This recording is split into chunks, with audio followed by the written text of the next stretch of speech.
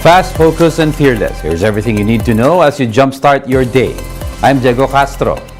Tropical Depression Amang continues to dump rains across parts of Luzon after making landfall in Camarines Sur on Wednesday. Several towns in Camarines Sur, including Buhi and Pasacao, have been flooded. In Catanduanes, residents experience heavy rainfall, although the provincial government says the weather is starting to improve. The LGU said that so far there have been no reports of landslides and other damage to infrastructure. But until now, sea travel has yet to resume, leaving many stranded in ports. Inaasahan po natin na hanggang meron pa pong tropical cyclone wind signal number 1 ang Catanduanes ay no sea travel po talaga tayo. Passengers were also left stranded at the Parañaque Integrated Terminal Exchange. Trips heading to Catanduanes, Leyte, and Samar had been canceled since yesterday due to bad weather. The PITX management has allowed passengers to stay in the terminal for the time being, but others chose to just wait for the next available trip to their destinations. Papunta po talaga kami ng Davao, kaya lang nung nagtanong ako mga alas 5, sabi daw, hindi na daw pwede kasi may bagyo daw po. Kami tatawid pa sana ng dagat, pero may boarding house naman yung anak ko sa sentro ng Pilar. Doon na lang kami pag inabot kami ng walang biyaheng bangka. As of this morning, Tropical Depression Amang has resumed moving west-northwestward. Pag-asa last spotted Amang in the vicinity of Inzon's Camarines Norte. It's packing maximum winds of 45 kilometers per hour and gustiness of up to 55 kph. Amang is forecast to weaken into a low-pressure area within the day. It will move towards Lamon Bay in Polillo Islands and northern Quezon. Signal number 1 remains in effect over in Camarines Norte, the northwestern portion of Camarines Sur, the eastern portion of Laguna, and the northern and eastern portions of Quezon, including Polillo Islands. Same goes for the eastern portion of Rizal, the eastern portion of Bulacan, the eastern portion of Nueva Ecija, and the central and southern portions of Aurora. Classes, meanwhile, have been suspended in these areas flashed on your screens.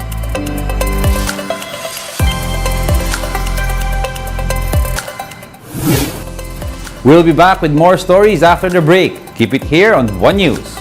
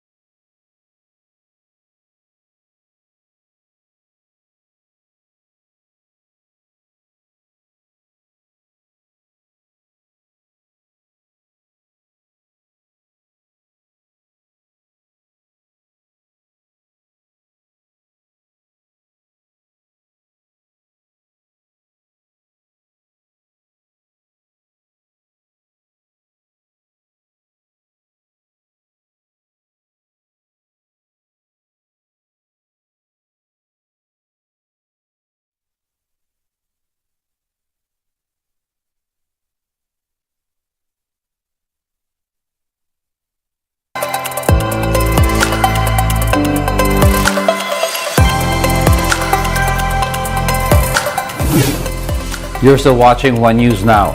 I'm Diego Castro.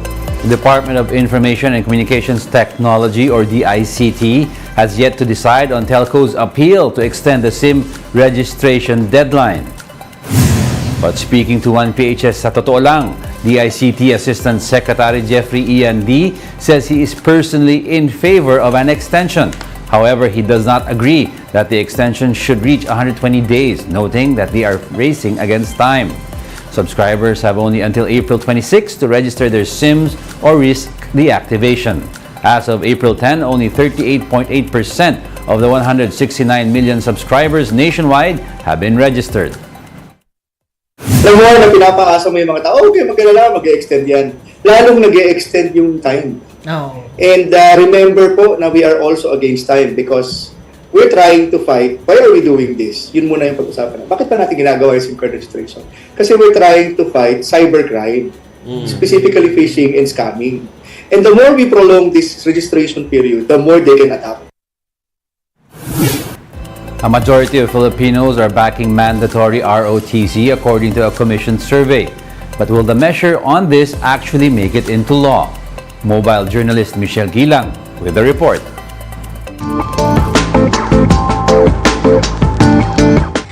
Nearly 8 out of 10 Filipinos support the return of mandatory ROTC. This is according to a Pulse Asia survey commissioned by Senator Win Gatchalian. The measure seeking mandatory ROTC in college is filled by Senator Bato de la Rosa, who is a former police chief. The bill seeks to arm students with military education as well as a sense of nationalism. It's also being seen as training for disaster preparedness. The mandatory military reserve training will also cover foreign students, but there will be a different program for them. Ang purpose naman natin dyan, no, para sabi nga, mandatory sa lahat ng estudyante, walang exemption. We are not forcing them to love our country. We are not forcing them to pay allegiance to our Filipino flag. Pero ang gagawin natin sa kanila is bigyan natin sila ng kurso kung saan malalaman nila kung ano talaga ang bansang Pilipinas. As for some college students we talked to, they had this to say. Pabor po ako para magkaroon din ng disiplina at maging responsable sa araw-araw. Pabor po ako.